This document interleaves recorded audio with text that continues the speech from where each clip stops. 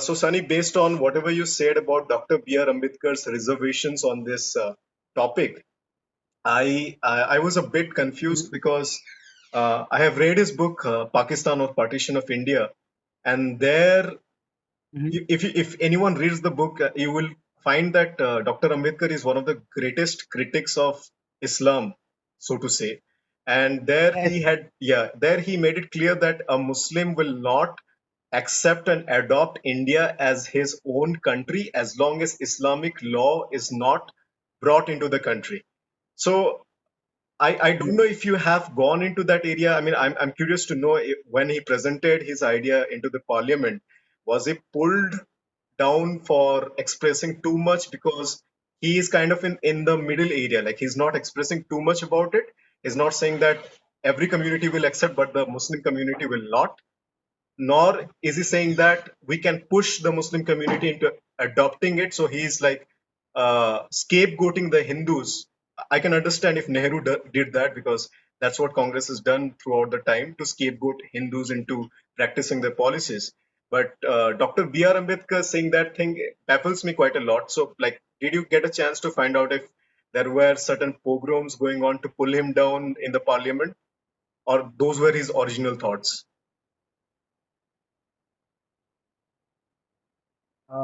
I think those I have not dug much depth, and I haven't even read that book. What you are telling, but I have Mhm. read different articles. And yes, you are right. Bhimrao Ambedkar was against it. He has also mentioned it, but there were some diplomacies going around in there to always Okay. appease, because we know that B.R. Ambedkar resigned in 1952 or something Mhm. and wanted to fight against. But again, Nehru favored him, and he was into it to codify the Hindu laws. But he was in support of UCC. But again, he backed up and told that Muslim should not be included in it. So there must be some force, and I have not dug up a lot about it. I can present it to you the next time if I go deeper into it. Sure, sure, Sunny. So thank you. The second question I have is, it's not a question Okay, really. Shri, just a second. Garvit will like to answer about it because he has dug about it. Okay. He has joined. He will tell now. Garvit, over to you. Okay, so as far as I know, when the independent in 1947, the condition of India was really very pathetic. From the imperialist time to the Mughal time, we were economically exploited. We were just like Africa. There were many more things that were of far greater concern. For example, abolition of the Jamidari, or protecting the sovereignty of the India, even providing food and rations. So think from the perspective of Nehru and Ambedkar, they have so many issues. A patriarchal Hindu society on one hand, a patriarchal Muslim society on another hand. There are many tribes, people, China on one hand, the partition on another hand, food security on another hand. So it was way too difficult for them to push the UCC at that time, because it can inherently collapse the whole Indian nation at that point, because it was extremely difficult. It was just like almost an impossible task. So they knew that UCC was extremely necessary, but they also knew that pushing UCC can disintegrate India. And at that time, the last thing we wanted was a war. Of course, we got a war in 1948 by Pakistan, but at that time it was very, very difficult. So a middle path was chosen. Okay, 80% of the community, means Hindus and Jains and Sikh, they can be brought under UCC, and our country can be turned into more better nation. So that was a compromise. Means it is politics. Politics is the game of compromise. So instead of going 100%, they went for 80%, and they knew that once India will become powerful, just like today, we are economically extremely powerful from the time of independence. If you compare from that time, so this time our government is powerful to push for the reforms in all sections of the society. But at that time, we were not powerful. That's why it's a compromise, and Indian government did that. So Bhimrao Ambedkar, of course, wanted to do that, but our dreams sometimes do not materialize into reality because of politics. That's why. Thank you. Exactly. Thank you so much, Garvit. That explains a lot. Yeah, that cleared things up a lot. Thank you so much. Sunny, the second thing is, I just want an opinion from you. Like, a lot of people have joined from the Telegram group, Bharat, and there we were having a heated discussion on uh, what the stand of BJP is currently and how BJP is taking things into consideration based on what has been happening recently, like the Sadhu's lynching case that happened in Palghar. So, do you think if we have a chance to implement UCC into the constitution, this is the government that can do it? Or do we have alternatives, Yes, even though I don't see one, do we have alternatives that can come up in the future and take things at a faster pace? Or BJP is the only government that can place UCC and end this personal law board thing once and for all? yes, BJP is the only government that can enact this law in this country because it has been in its manifesto, and we have seen that the ruling Congress government post independence, whether it is Jawaharlal Nehru, whether it is Rajiv Gandhi, there were several cases, and they have done some unconstitutional acts also. They have not given a thought about it. They have not given a thought about it about uniform civil code. But BJP has addressed it in its manifesto, and this is the only government which is going to support uniform civil code because the BJP always works for the nation first. It doesn't work for the Tukre Tukre gang, what I think. And national integration is very much important. Now we can see BJP has already abolished 370, 35A. These were ongoing discussions, debates in parliament for the last 70, 80 years. And we know that Congress has ruled most of the times, but without, but they have failed. They were against everything what BJP has done. And BJP is actually addressing all the things which have stopped our country and constitution to move a step forward. So if we will rule out those things, like we have ruled out the Ram Mandir case, we have ruled out the 370, 350, 370, 35A. Now we will rule out this uniform civil code dispute. Then only we can think about some new perceptions, some new things which are necessary for the development of the society, of this nation. We cannot always talk about Hindus and Muslims.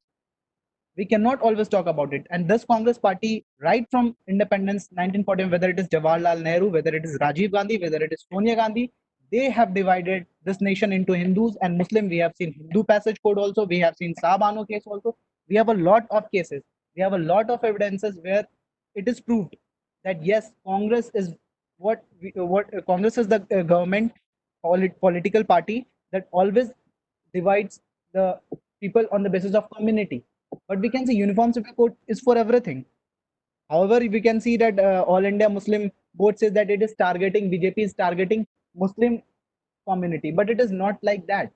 If it is like that, then Congress has targeted Hindu community in 1955. But it's not like that. It's a government. It will think for the welfare of the society, welfare of the nation first, and that's why uniform civil code has got the synonym one nation, one law. Correct, correct. And as someone once said, that the mistakes of Congress, which Congress did in the last 70 years, are being slowly rectified by BJP one by one. And I do believe that this is also one thing which will be implemented by BJP itself. So yeah, those were the two things I had. Guys, if you have any question, now would be the great time. If you want to add up anything to whatever Sunny just mentioned, if you have any additional information to add up to this discussion, that also you can share.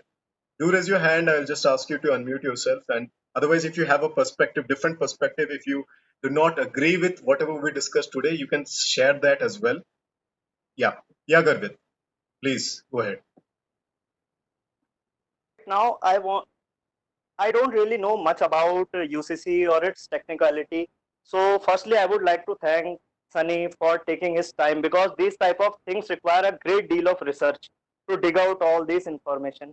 So from his presentation, I just see a gist or the summary of the UCC that by not implementing UCC, the Indian government has actually failed and bowed in front of radicals, and especially the radicals of the Islamic community. For example, triple talaq was illegal or any form of discrimination is illegal for Hindus. That's fine. You have law. But same type of discriminations are legal for Muslims. So it is actually a kind of hypocrisy. Means for one citizen you are making one kind of law, and for another citizen you are making another kind of law. So I see UCC debate as a debate between state versus religion. Means state gives the right to religion, but there are some provisions of those religions that are interfering in the fundamental rights of the citizens. So does the state is powerful enough to curb those radical elements? This is a very fantastic opportunity for all of the India to turn into a more secular, a more democratic nation, a more modern nation. For the Sunny always says that we cannot debate Hindu Muslim forever. We have to talk about artificial intelligence, IoT, or moving into the Mars. So we need implementation of UCC immediately. In 1947, it can't be done because we were not powerful. But I think today it can be done because BJP has a so much powerful mandate. If they can remove 370, why can't they remove these discriminatory practices against Islamic culture? Agreed, Agreed. agreed, totally. Thank you, Gurvit. Sunny, you want to add something to that? No. It would be perfect. It was Yeah, perfect. Yeah, exactly. Like he has told, we are the youths of the country. Till when we will talk about those things which were born in 1947, and we are having debates and discussions in constitution, who are actually responsible to the future of us, future of youth. They are actually responsible. The discussions which are going inside Rajya Sabha, Lok Sabha, the political leaders, they are actually responsible for our welfare, for us, for the society. Until when we will allow them to discuss and debate over these things? Overall, we know we are human. Till when we will talk about Hindus and Muslims? Until when we will discriminate on the religious practices? So we will have to take this issue on level, and we will have to request our government to please enact uniform civil code and put an end to that discussion. Let's have some more, like he told about the emerging technologies, artificial intelligence, and all. correct. Once we are behind this whole Hindu Muslim religion lobby, then we can make advancement into technology. So Duke has raised his hand. Duke, please go ahead, unmute yourself. Uh, Hello, Yes, you are audible. Duke. Sunny Yes. and Nandan. I hope you're having a good day. Thank you, Duke. I'd like to tell you, I'd like to ask you something that you just say that we can do Hindu Muslim forever. But having said that, we can see that there are many Muslim countries which were not Muslim countries at first, but they have been transformed. So if we don't do it, how do you think that there's a solution to these Muslim men always at having those atrocities on us and on other religions? They all are always intolerant of other religions.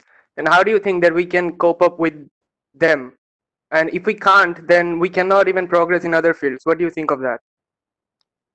Okay, Okay. cool. Sunny, you want to answer that? Okay. You can take it free. Okay, I so can add my values later. yeah. So I'll just give my thoughts, and Sunny can answer it later. So Duke, regarding your question, we had a session on how Islamophobia, the word Islamophobia, has been used to manipulate a system and entire structure into having things done from a Muslim perspective, how it is being used to bring practices from Islamic countries into non Islamic countries, and how this has been used to completely erase the native culture and bring in their practices, their customs. You likely mentioned there are a lot of countries. I mean, almost every, like we have got almost 58 Muslim countries, excluding Saudi Arabia. All the 57 countries were non Muslim, from Lebanon to Persia, which is now Iran. We have Egypt. We have multiple, like we have truckload of countries which had different culture, which was, and then Islam came into that country. It wiped off the native culture, and then now it is completely Islamic.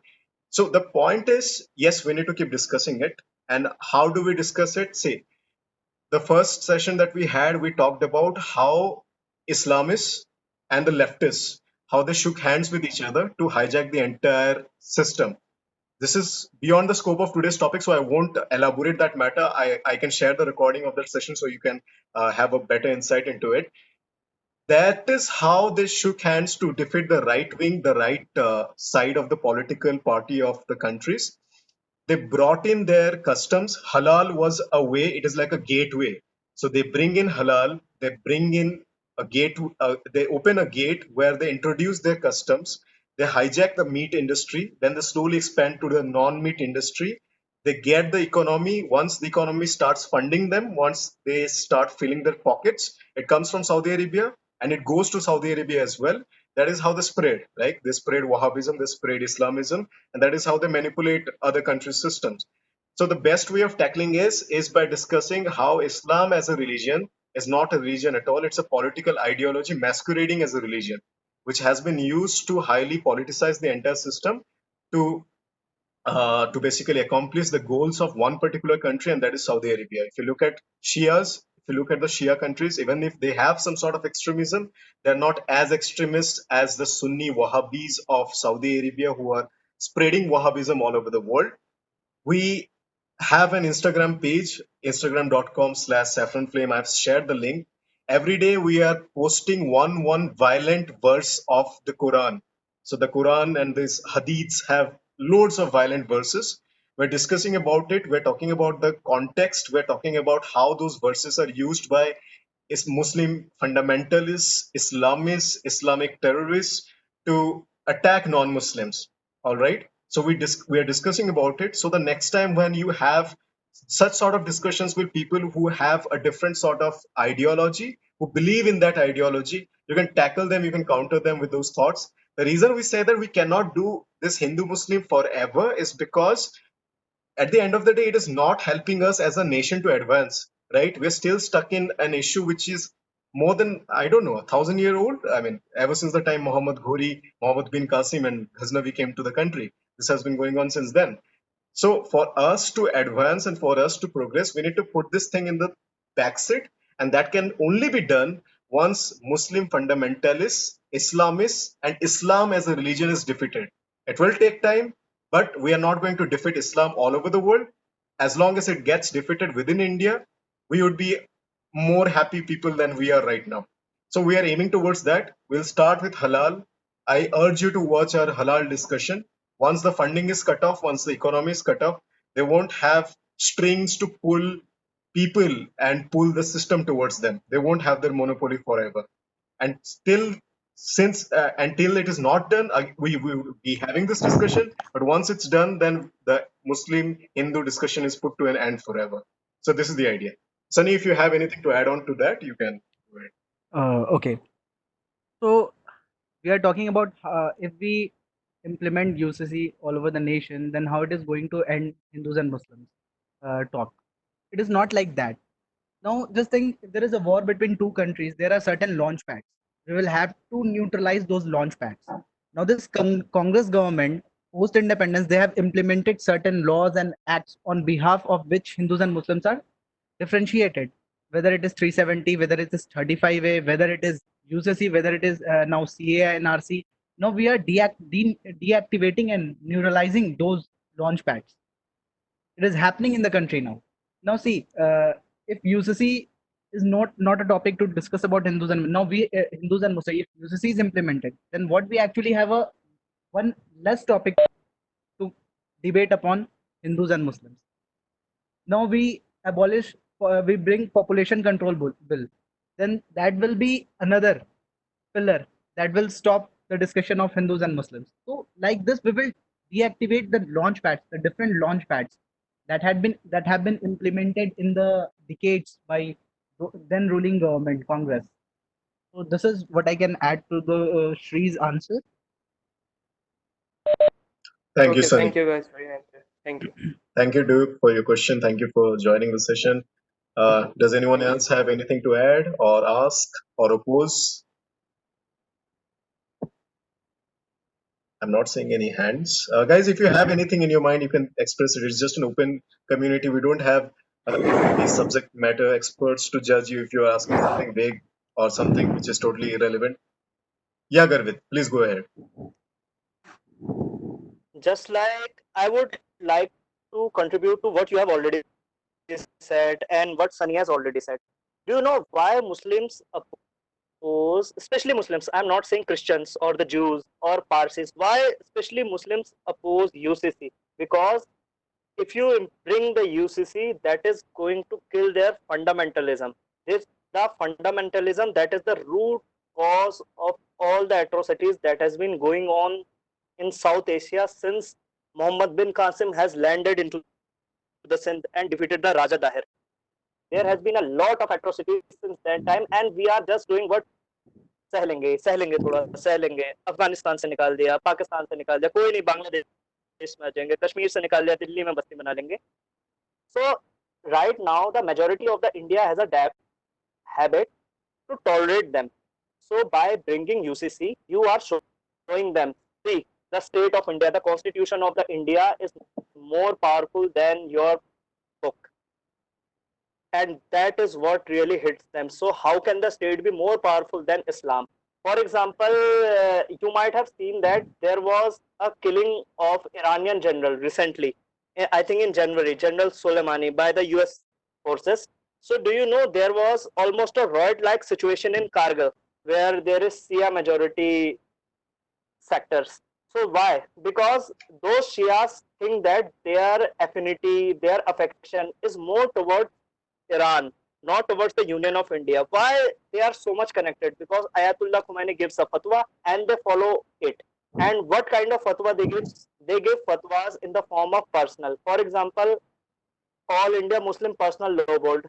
Who are controlling them? They are just controlled by Madarsa Chhap, by Maulvis who don't really know about some secular practices, by modern laws. They are just patriarchal. They want to, their idol is Riyasat e Madina. They just want to make a feudalistic society. So when you take this personal law board away from them and give this power to the hand of the state, so it really threatens them. And it's also a systematic problem. For example, if the UCC is implemented, we will be not dependent upon some Masiha like Narendra Modi or Amit Shah. It will be a part of system and it will be very, very easy. And UCC will be much, much better for Muslim women. They are the worst sufferers. We and you do not really suffer anything. These girls are suffering from triple talaq, from nikah halala. It is our duty to save them. If we can't save the second largest Muslim population on earth from atrocities, so what can we really do? So I think we need a push for UCC in this term of government because this government is very, very powerful because they know they are not going to get Muslim vote anyway. So by addressing UCC, we can solve many problems because it will hit them really hard, a stab in their heart. Thank you. Agreed completely Okay. to it, Garvit. Thank you so much for all those insights. And to add on to one more thing, like what UCC can bring to the table is it will stop appeasement politics, is what I believe. If folks like you remember, there was a person in India called Salman Rushdie, who is famous for Yes. who is infamous for his book, The Satanic Verses. So he wrote a book in the late 70s, 80s on this violent verses of Quran. He made a mythology out of it, and that book was launched in India, and India was the first country to ban that book. It was, of course, banned by Rajiv Gandhi, like he reversed the decision of Supreme Court in Sabanu case. He banned the book of Salman Rushdie because it hurt the sentiments of Muslims. So I believe once UCC is brought in, once UCC is implemented, we have no personal law boards, we have no personal laws to modulate people into doing things as per their direction. It would completely abolish appeasement politics, which has been running in the country so far and so forth. It's done by Aam Aadmi Party. They raised the stipend of the Maulanas and Imams in Delhi from 12K to 18K. Of course, Congress is known for doing that. And once it happens, I guess no discrimination in terms of religion, no special privileges in terms of religion. So what is happening in Kashmir, like what used to happen in Kashmir, the Kashmir model was eventually spread across the country. If you are a Muslim, you would be treated specially. You would be treated with Ayushman Bharat card. You can oppose the government, you can oppose the laws, and you would be uh, protected from any form of retaliation. And I guess that would be completely abolished if UCC is put on to the system. So those are my thoughts.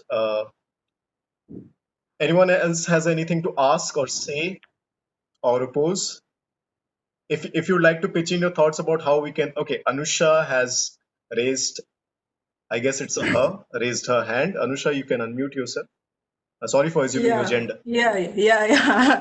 Yeah, Anusha is female only. Okay. So I wanted to ask, like, what do you think will be the reaction of the Muslim community if UCC is brought out? Like, because we have seen in the past year, because of the Ayodhya verdict, and also after that the CAA, and like the Muslims are already on their tips, and even the Shaheen Bagh protest was going on. So, what do you think will be their reaction to this? Sunny, you want to take up this? Yeah, I can take it. See, actually, you are right. They will be against it. As you can see in the slide, the protest is already going on. The government will change, but Islamic law can never be changed. But this must be implemented whether it is forcefully. Because in the past, many much laws have been passed, which are forcefully enforced into the citizens if it is for the welfare and if it is for the welfare of the Congress party. If I trace back to 1975, then hundreds and thousands of sadhus were killed in front of parliament. Indira Gandhi government allowed to shoot at them, isn't it? Then why our government has not such a right not to shoot at them, but why our government has not the right to stop them, whether it is forcefully? Because few people do not understand because they are not educated to that certain level. If I say that most of the Hindus most of the Hindus are taxpayers and most of the Muslims are belonging to certain minority communities do not even put a major share in the tax, but they're enjoying the subsidies of the government, then why not this law? They will have to be understood. But we know, since India is a very diverse country and there are uh, certain parties like Congress, they are not going to support it because they don't want to end the politics of it. But if it is going to be implemented, then however it is, government will take care of it. Whether their reaction is harsh or it is soft, they will always be against it. You can see the government will change, but the Islamic law can never be changed. If we will have control over the personal law board, then we can switch over to the madrasas so that the next generation of Muslims who are being trained there with such atrocical and traditional thoughts, regressive thoughts, they should be hindered at first. Because today only I have read, I think Shri, you have shared about that 4% of the Muslims are taught in madrasas, but Yep. they have the that thing that they can populate the entire population. They can motivate the entire population of that community to be against at it. So we will have to curb that, and government will. I don't think this government will back because we know the most powerful union minister is now Amit Shah is the most powerful union minister. So I don't think government should go against it, and it should not have a single thought. Okay, Shri, you can add. Yeah, thanks, Sunny. Yeah, just to add just one particular point, like Sunny mentioned and like Garvit also mentioned, when it comes to females, like Muslim females, there is bounded restrictions where they are placed inside a cage and they're not allowed to know what is happening outside of their homes, outside of the walls. Uh, like in the picture, we can see a Muslim lady holding a placard saying, "I reject Uniform Civil Code." This was completely different when Triple Talaq bill was brought, and they had the placards which said that we reject the constitution because Shariat hamari jaan se pyari hai. However, when CAA was brought, they got a picture of Dr. Ambedkar and they said, we will protect the Constitution of India at any cost. So when it comes to triple talaq, they are protecting their Shariat law, their Sharia law. But when it comes to a law which is for minorities oppressed in Islamic countries, they are trying to protect the constitution going against their Sharia law. So these are basically scapegoats. These are pawns that are pushed forward by their Maulanas and by their husbands who do not know what is happening in their homes.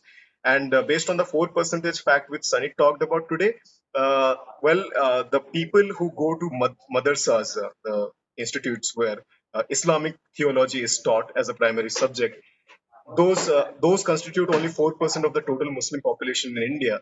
but those 4% are those who run the masjids, so these are ulemas, these are imams, these are maulanas. So they run the social structure of Islam in India, within India, and whatever comes out of their mouth on Friday during Jummah namaz, that is taken as the word of God. We saw that what happened in West Bengal when CA was brought in. Just moments after Friday prayer, Muslims came out from the masjid. I don't remember the name of the place in West Bengal. They desecrated the railway station. They burned the bogies. They burned the trains. So this is what happens. So we have got to first acknowledge that the devil resides within us, among us. We need to acknowledge it. And then to put an end to it, we need to accept that we no longer need pseudo secularism. We need uniform civil code.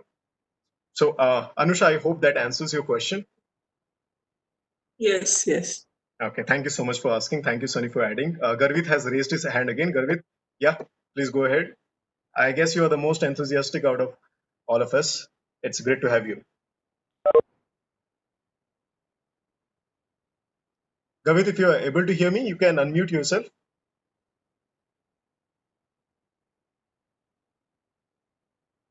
I think we have lost Garvit. Okay, guys. Okay, we'll wait for Garvit to come back online. I think that he's having some troubles with the. Okay, Garvit is back. Yeah, Garvit, please go ahead. Hello, are you able to hear me now?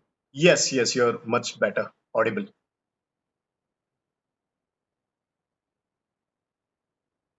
No, sir. Yeah, yeah, Garvit, you're audible. Please go ahead. If uniform civil code is brought, if I answer you in will be riots and there can be a civil war in India. Look, we are not living in the 20th century where there were battles in the tanks, flight coming, factories churning out planes. Right now, we are living in the age of non-kinetic, non-contact warfare. So there will be riot or the civil war. And let me tell you why. Because for them, their fundamental assertion or the fundamental thing that is inside their mind is that Islam is more important than India. And now by bringing UCC, you are killing their assumption. From last 700 years, they have been told that Islam is more important than state. हम उम्मा बनाएंगे, रियासत खिलाफत बनाएंगे. So you are hitting them hard. Not even hard, you are hitting right into their heart. Their ego has been stabbed. So this will be the very difficult decision because there will be riots all over this country. There may be civil war inside this country. So you know, many of you may not like it, but Nehru was kind of secular. Ambedkar was a secular. He know about the Islamists, but why can't they bring UCC? Because they know if they brought UCC into the table, there can be a civil war. This is a huge possibility, and I think just like Sunny said, only this government right now looks capable enough because we don't really have to look only about ourselves. We have to look about the Labour government in UK, about the relationship with Russia, China. They are all in search of moments. There will be a civil war. They can exploit it. So that's why our government are very, very hesitant in taking decisions. See, inherently, Congress is not a devilish party or Nehru is not a devil person. Means, but they have political limitations and they have actually succumbed to those political realities. But BJP is a fine party. It has brought Ram Mandir, it has brought ended Article 35A, abrogated Article 370. So I think it can be done by that government, but it will be at a very huge, huge cost because you know how these people actually behave. For example, our Srinandan has actually said there were riots just after those CA protests, and you know that CA is not even connected, barely connected to Indian Muslims. They brought this whole country into the traffic jam. So think about uniform civil code. Once we bring uniform civil code to this country, mark my word, there will be a mini civil war anyhow. Thank you. Thank you so much, Garvit, for all the inputs you have been providing since the start of the session. I really appreciate and acknowledge everything you said. I don't really agree with the fact that Nehru was indeed a secular person because his priorities were, if you look at his family history, and even though most of the part is alleged, it is not established, but yet again, his priorities were tilted towards the Muslim community. He favored them right from the start. And Jinnah is said to be his brother biologically. I don't know how much of it is authentic, but yes, Dr. Ambedkar was a true definition of a secular person. He was an equal critic of all the religions. He scientifically studied every religion, and that's why he did not choose Christianity, Islam, or Judaism. He did not choose any of the Abrahamic religions because he understood that they are proselytizing and anti Semitic in nature. And that's why he chose Buddhism. Uh, because of Nehru, he turned into a critic of Hinduism as well. A caste system has got a lot of things to play into that. But then again, he was an equal critic of Islam, which is a reason why not many people mention that fact about him. Not many people want that fact to come out, that Ambedkar and his analysis on Islam, what he thinks about Muslim, what he thinks about Muslim Brotherhood per se, to come out, because that will hinder the image of Dr. Ambedkar that Muslims have in their eyes, right? The Jai Bhim, Jai Meme lobby will completely collapse if that happens. So yeah, everything else you said is completely correct. This is the right approach to follow. If no one else has anything to add or any question to ask, this is the kind of ritual that we do at the end of every discussion. We have got so many new people into the discussion, so we would like to know a little bit about yourself. Just you can, if you can briefly tell about something about you, like where you are from, how did you get to know about this community, how did you get to know about this discussion which is taking place right now. That would be great for us to know about each other. See, So you are not. am I audible now? Sunny, can you hear me? Yeah, yeah, Okay, so yeah, so I was saying, for all the new people who have joined today's discussion, if you could say something about yourself, introduce yourself, as in where are you from, how did you get to know about this community, how did you get to know about this discussion, how did you find out about us? That would be great to learn about you, and you could get to learn about the community as well. That is what we do at the end of every discussion for all the new joiners. So I think we have known a lot of people over here, so we'll start with Anusha. Hi. Hi, Hi, Anusha. hello. I'm doing my eighth semester engineering. Like I'm from Bangalore. So I got to know about this from Sunny. Like he had sent me this post. This topic seemed interesting. Like I had little idea about UCC, but I didn't have a clear picture. So I just thought I'll join and see what's there. Thank you so much for joining, Anusha. It's wonderful to have you. We are having more female power on the team as well. Thank you so much for joining. Thank you so much, Sunny, for bringing Yeah, her along. Yeah, yeah. It was really a like informative session. thank you, Anusha. All credit goes to Sunny for digging up deep into this topic and for bringing out this wonderful presentation. Okay, so Bablu has introduced himself. Ria has introduced yourself. Duke, if you can unmute and tell us a little bit about yourself. Okay, so my name is Sunny as well, and Oh, I'm from West Bengal, and I'm currently doing BSc honors in zoology. So yeah, that's it. And also, I'm preparing for NEET, if you say so. oh, okay, okay. You joined from the Telegram group, is it? Yeah, I'm from Bharat Group. Okay, okay. It's great to have you, man. It's great to have a lot of people from the Telegram group. Good to see that we are having different diversity here. Thank you so much for Thanks joining for the having me. discussion. Thanks for having me. Yeah. Thank you, Sunny. Part two. Okay, then Gavit, if you can introduce yourself.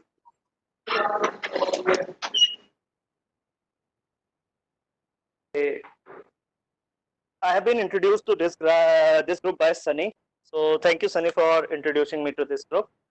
Hello, am I audible? Yes, Gavit, you're clearly audible. Yeah, yeah. Right now, I am working as an engineer in automobile sector, and I am very, although I am an engineer, but I am very much interested in history, art, politics. Means I love reading history, art, politics, and I am a contemporary debater. I love debating. I have won several medals in college, so I really like joining discussions.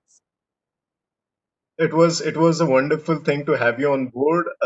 Like we are actually blown away by the freshness your thoughts carry, and we got to learn a lot of things from you as well. You added your thoughts into the discussion more and more, so that like stretched things into a dimension we thought we could never see. So thank you so much, Gavit, for joining us. Thank you, Sunny, for adding him too as well. Uh, so next we have Nikhil has already introduced Rajas. I hope I pronounced your name correctly. If you could unmute yourself and introduce.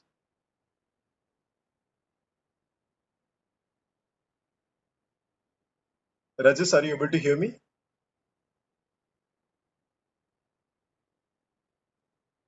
Am I audible, Sunny?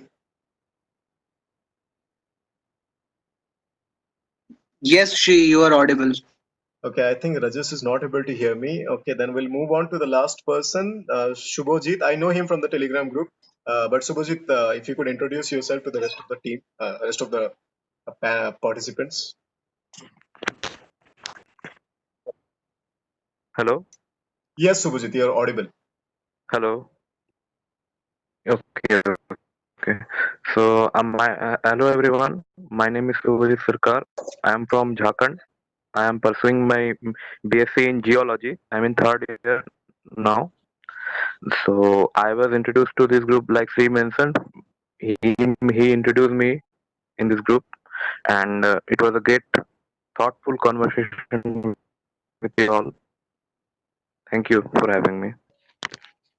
Thank you. Thank you so much, Shubhojit. Thank you everyone for joining. Sunny, do you have any last words before we conclude? Yes, Shri. Okay, before ending the session, I would like to tell that guys, we are youths of this country, so we must not always think for us individually or for a respective community.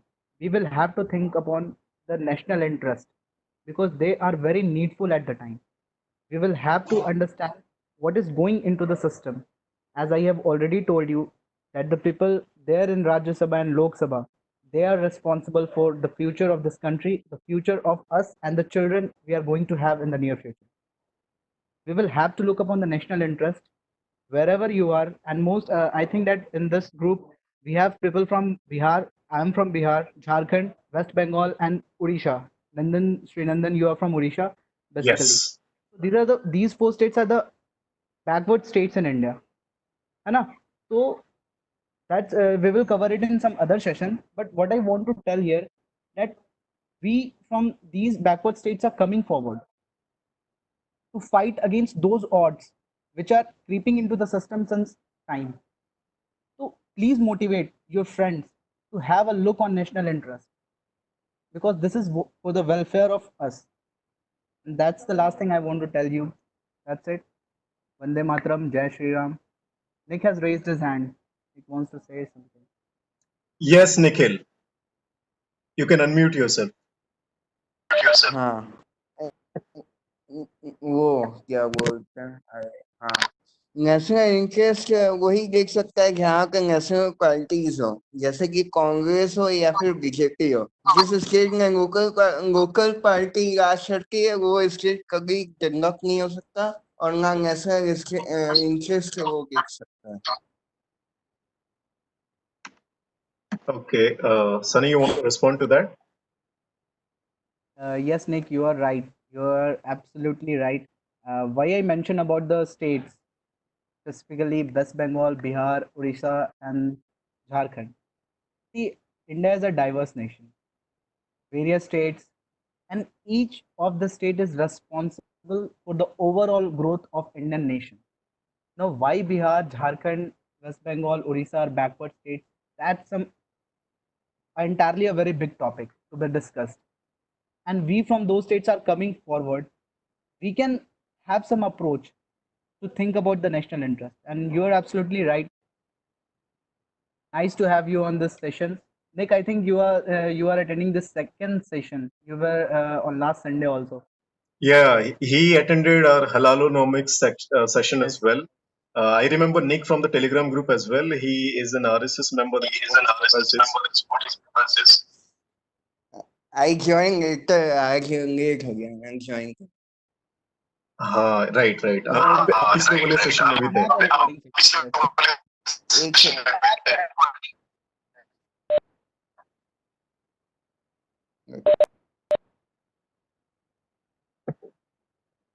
Hello. Okay, yes, Nick. हाँ, सुनाई दे रहा है?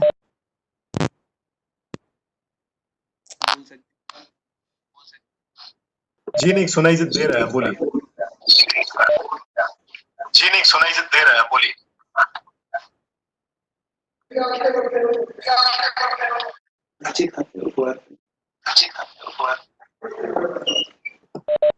I think Nick has Nick is अरे वो network थोड़ा slow है।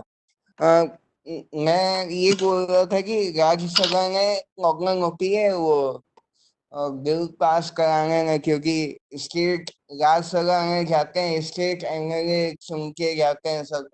तो जब ये फेस, जैसे ये 4-5 चुनाव लगातार बीजेपी जो हारी है, ये रेस्पॉन्सिबल है कि हम अब ब्रेक लगेगा बीजेपी के ऊपर, क्योंकि अब राज्यसभा का इलेक्शन हो चुका है।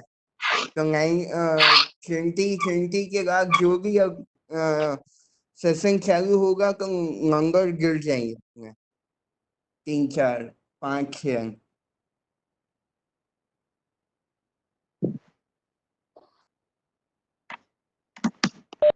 जी निक, मैं समझ रहा हूँ आप जो बोल रहे हैं। हाँ, the fault lies with BJP as well. They need to do more ground level work, especially Jharkhand में जो हुआ, Jharkhand and Delhi, these two were reality checks for them. Like the BJP government needs to have a better face value, especially in Delhi. I don't know what they were thinking going ahead with Manoj Tiwari. Like uh, that was like the biggest blunder they could go on with. And Jharkhand में वो लोग काम नहीं करे, जिसके वजह से they lost the election. But having said that, they have put on some long-term solutions to problems that have existed for the last 70 to 100 years. जैसे कि शुरुआत से हमने डिस्कस किया, बीट आर्टिकल 370, ट्रिपल तलाक, राम मंदिर जो 500 साल से चलते आ रहा था from the time of Babur, they put rest to these topics जो प्रीवियस गवर्नमेंट सिर्फ अपने मैनिफेस्टो में लेके आते थे। कांग्रेस तो लेके भी नहीं आती थी, दूसरे पार्टीज बोलते थे कि हम लोग अगर आ जाएंगे पावर में तो ऐसे करेंगे। BJP is the one to do that, and I guess that has gotten a very strong voter base as well. हाँ, ग्राउंड लेवल पे वो क्योंकि काम नहीं कर रहे हैं, and because of that they like for people who are daily wage worker, जिनको खाने रोज के पैसों से खाने के लिए मिलता है, for them Ram Mandir, article 370, triple talaq are not issues which are important to them. उनके लिए रोटी कपड़ा मकान ही important है। For them, yes, BJP needs to do more ground level work, and अगर वो नहीं करेंगे तो then they will be completely erased from the equation. I do understand that, and that is a lacuna in their part that they need to address. Like we don't have any spokesperson from BJP to address that thing right now. But this is what I can tell. Jay, you have raised your hand. आप बहुत देर से silent बैठे हो. Jay, please unmute yourself and go ahead with whatever you want to say. Yes, Shri, thank you. I do not really want to ask anything. एक छोटा सा addition है, जैसे आपने कहा कि 370 को लेकर बीजेपी का स्टैंड कुछ है तो बाकी पार्टीज का स्टैंड कुछ कंप्लीटली ऑपोजिट है। तो ये सिर्फ यहाँ तक सीमित नहीं है कि उन्होंने कभी अपने मैनिफेस्टो में इसको हटाने के लिए मेंशन नहीं किया, बल्कि they went far beyond that. उन्होंने कई जगहों पर, कई प्लेटफॉर्म्स पर कांग्रेस पॉलिटिशियंस ने ये बोला हुआ है कि हम कांग्रेस का जब तक वजूद है तब तक 370 की रक्षा करेंगे। ये एक छोटा सा एडिशन था। I wanted our other listeners to know this. Exactly. So इससे आपको पता चल जाएगा कि एक पार्टी का इंटेंशन क्या है। If a party wants to appease a particular community, they will make promises or commitments that benefit that one particular community. जब कांग्रेस, जैसे कि जय ने कहा, Congress made it clear that not only will they ever try to abrogate Article 370, they will prevent it from getting abrogated by other political parties, and that they did. Even CA को लेके भी they are protesting it with huge numbers, just because they want to, just because it suits their agenda, just because they know if CAA gets enacted, then BJP will be invincible. At least the people who have come in from Bangladesh, Afghanistan, Pakistan, minorities of these countries who have come in, once they have their identity completely established, they will be voting for BJP, and BJP would become completely invincible if that happens. तो इसी वजह से वो oppose करते हैं इस चीज को, but then again these are topics which are beyond the scope of the discussion today, so we don't really want to go into all of this because it will stretch far behind and we won't be having concrete answers to the questions. Jay, you want to add anything else? That was all. Okay, okay. No, actually, your hand is still up, so that's why I thought you want to add anything. Okay, Garvit, Sri, can I get 1 minute? Okay, Garvit, let him speak first. okay, yeah. I would like to add something to your point. CA has already been enacted and the president has already signed its declaration. Now it doesn't really matter what the Islamists want or what the Congress want. It will be present. Right, right. No, what I was saying is when it was brought in as citizenship amendment bill, when it was passed from the lower house to the upper house, then it became the act, right? So before the president signed it up, they were you have seen what happened in the country. They turned Yeah, India yeah. almost into a mini version of Syria, and that is their way of protesting to show that we are not with the central government just because they think or they want people to think that this is pro-Hindu, anti-Muslim, whereas this act has got nothing to do with Indian citizens in the first place. So yeah, that was my point. Like, not only will they not do something which does not appease Muslims, they will prevent other people from doing that as well. So that was my point. Sunny, you can go ahead on whatever you wanted to add. No, I don't wanted to add. I just wanted to thanks all of the participants here. You all are very much disciplined here because I was into the session. You were listening so patient with patience, and you added a certain very good points, and we had a very interactive session. Thank you all the participants, and I request all the participants here to come up with certain topic. Next time they can enroll and they can tell Shri, they can have a discussion. This will not only increase our national interest in national issues, but it will also increase our communication skill. And then we can build a network through it. That's Exactly. it. Thank you all. Thank you very much. Exactly. Like I said in the beginning, guys, Sunny was our first attendee. He was our first participant. He came on. This is our fifth discussion. He's a speaker. There was one more person, Raj. He could not attend today's session. He was also our first participant, and our second discussion was carried out by him. So you are a participant today. You are an attendee today. You could be a speaker tomorrow. We don't have subject matter experts as of now. We will be bringing domain experts in the future, but right now, if you have any topic you are interested in, or if you think you have a topic that people should know about and people do not know about it as of now, you can pitch in your thoughts. We can set up a discussion, a platform for you like this one, and you can pitch in whatever you want, right? So our ambition is to create a think tank, a counter extremism think tank, which cannot be countered in the future, so that can be taken as concrete final solution to every extremist problem in India. That is our agenda. That is what we want to do. That is what we aim to do. So yeah, and please follow us on all the social media pages. I have just shared the link, be it Facebook, Instagram, or Twitter. We are active everywhere. On Instagram and Facebook, especially, we are listing down the violent verses of Quran one by one every day. We are citing out the meaning. So the next time you have a discussion with an Islamist who disagrees, or a Hindu, we can say the major problems we have in this country is because of secular Hindus. So if you have a discussion with a Hindu next time, who disagrees with the fact that Islam is not the reason behind terrorism and all the problems with the Muslim community, you can read out the verses and the meaning we have mentioned over there. And our website is under construction. Our website will soon be published. So all these PPTs, all these articles, all the discussions that we are having would be posted over there. So you can take that as a reference and you can use it in your further future discussions, in your future arguments or debates, wherever you want to. We have started our YouTube channel, and our first discussion video on halalonomics would be going out live tomorrow morning in the first half. And this video, it will take a couple of days for me to edit, and once it's done, it will be posted on YouTube, and I'll share the link with you guys. So if anyone has anything, please say it. We have a hard stop at 8:02. We have 2 minutes left, and we'll wrap this session. If anyone has anything to add, you can say it right now. Can you introduce Article yourself? 30A. Yeah, Garvit, please go ahead. Garvit, sorry. I am saying, can you introduce yourself? Oh yeah, sorry. I have a bad habit of forgetting about this. So I'm Sri Nandan Das. I am an associate software engineer working for Infinite Computer Solutions here in Bangalore. I used to participate in community activities since 2016.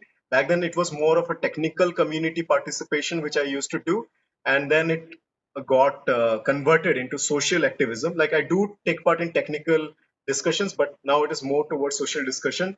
And this transition happened because of CAA, when Citizenship Amendment, the bill was brought. People around me started criticizing the government for introducing a bill which is anti-Muslim, and then Muslims around me started playing the victim card to show that they are being victimized in the country. So there, I had a discussion with Prabhuji. I think he left the group. So he's the co-founder. He and I, we started this community together, and then rest other people joined in. We started with 2 people. Now we have a group of 75 people in WhatsApp, on WhatsApp. Sorry. So that the reason we started this was to clear the confusion. People did not read the bill, Citizenship Amendment Bill. They did not know what the clauses were, what it stood for. They just pitched in their arguments for the sake of appearing more modern and secular. So we wanted to clear this confusion. We wanted to clear this. We wanted to completely diminish this idea of maligning the image of Hindus in India in the international media as well, because the Wire, NDTV, and the Wall Street Journal, and all the New York Times, all the international media, they started labeling BJP and this bill as anti-Muslim. So we wanted to clear this out, especially to the people who are raising their voices without knowing what they're protesting. So that is why I and Prabhuji, we got along and we decided to start this think tank sort of thing, where we can do discussions of this sort every Sunday, and we can create a concrete think tank of knowledge, practical solutions, so that in the future it could be used to counter Islamism, to counter extremism, to counter pseudo-liberalism. So that is all about me. I'm a software engineer by profession, and I'm a social activist by passion. I do play guitar, and I do photography, and I write poems, and I do blogging as well. So I wrote a blog on CAA. It is on Medium. If you want, you can read it out. Just search CAA with Sri Nandan Das on Google. You'll get the first link. So I don't want to sound narcissistic. So that is pretty much all about me. All right, Nick, आपको कुछ बोलना था? आपसे खत्म करेंगे आज का discussion. अगर हमको हिंदुओं को जगाना है तो आर्टिकल 30 ये हटाना पड़ेगा, क्योंकि अगर अब ट्रांसलेट करना है नेक्स्ट जनरेशन में तो सिविलाइजेशन को अगर बचाना है तो आर्टिकल 30 ये को हटा के फिर जाके जब हम लोगों को हमारे ग्रंथ पता चलेंगे, तब जाके हमारे लोगों को समझ आएगा कि क्या सिविलाइजेशन था. बिना सिविलाइजेशन जाने, बिना हिस्ट्री जाने हम लोग डिस्कशन करेंगे तो क्या मतलब है. मुगल्स पढ़ाए गए, हमको सब कुछ पढ़ाया गया, ब्रिटिश पढ़ाया गया. कल ही वो महाराणा प्रताप की जयंती थी. कितने लोग जानते हैं कि महाराणा प्रताप ने बैटल ऑफ दिगर किया था, वहां पे मुगलों को ही हराया था हल्दी घाटी के युद्ध के बाद. वो बताया ही नहीं गया है. जी बिल्कुल, मैं आपकी बात से पूरी तरह से सहमत हूँ. अगर आप हमारे जो स्टार्टिंग से हम लोग जो डिस्कशन करें, आप if you would have joined the discussions, आपको पता होता हमने जो तीसरा सेशन किया था, that was on India's forgotten treasures. It was about talking India's history, जिसको मैनिपुलेट किया गया है, टेम्पर किया गया है हमारे एजुकेशन सिस्टम में, जिसको बताया नहीं गया है, जिसकी वजह से हमारे यूथ को पता नहीं है कि what India used to be, what Indus Valley civilization was, and how it was one of the greatest and the largest civilizations of all time. हमने नलंदा यूनिवर्सिटी के बारे में एक डिस्कशन रखा था, जिसमें नलंदा यूनिवर्सिटी अगर आज के टाइम पे हमारे पास होता तो what could have been the possibilities, what could India's image be, हमने उस बारे में डिस्कशन किया. आपकी बात मैं रखता हूं निखिल, ये एक हमारा प्लेलिस्ट है, इंडियाज फॉरगॉटन ट्रेजर्स, जो हमारा तीसरा सेशन था. उसमें हमने सनातन धर्म के बारे में बात किया. Prabhu ji was the one to discuss about it. तो हम उस प्लेलिस्ट को फ्यूचर में भी एक एक टॉपिक उसमें ऐड करते जाएंगे. लाइक इस्लाम एंड हलाल एक प्लेलिस्ट हो गया, universal civil code, citizenship amendment act, NRC, ये एक प्लेलिस्ट हो गया. So we will continue doing this playlist, and जैसे जैसे डिस्कशंस बढ़ते जाएगा, we will have more and more interactive sessions. So lastly, I want to thank Sunny for putting up this wonderful presentation, for digging up all these really insightful informations, for coming up with this wonderful, I can call it a knowledge base for UCC. Like someone who wants to quickly learn about UCC can go through these slides and learn everything, almost everything about it. Thank you so much, Sunny, for coming up with this idea, with this initiative, and with this topic itself. And आप सभी को भी मैं धन्यवाद बोलना चाहूंगा join करने के लिए. This was the highest number of people we had in a particular session, especially Subhajit. Thank you for getting the people from the Telegram group to join our discussion. I hope this continues in the future discussions as well. आपको अगर किसी भी topic पे बात करना है, if you want to present, if you want to be a speaker, और if you just want to be, it need not be a speaker with a PPT, अगर आपको बस डिस्कस भी करना है, you can still come up. हम लोग Sunday को आपके लिए एक सेशन रखेंगे where we will all become attendees and you can, आपको जो भी बोलना होगा आप बोल सकते हैं. So thank you so much for joining, guys. Please go ahead and follow us on all our social media pages. And सुबह आपको कुछ बोलना था, सुबह जी? मैं आपको थैंक यू करना चाहता था क्योंकि आपने मुझे एक फ्रूटफुल कम्युनिटी में मतलब ज्वाइन कराया. Very much thank you, and I would like to contribute to the discussion in future sessions. Glad. Okay, I will take up the topic and research. It would be like wonderful. Okay, thank you. Yeah, Subhajit, it would be wonderful. So please bring up your topics. Please come up with topics, and we could have more discussions. We can diversify this knowledge base that we have so far with us. Thank you so much for joining this discussion. Jai Hind, Vande Mataram.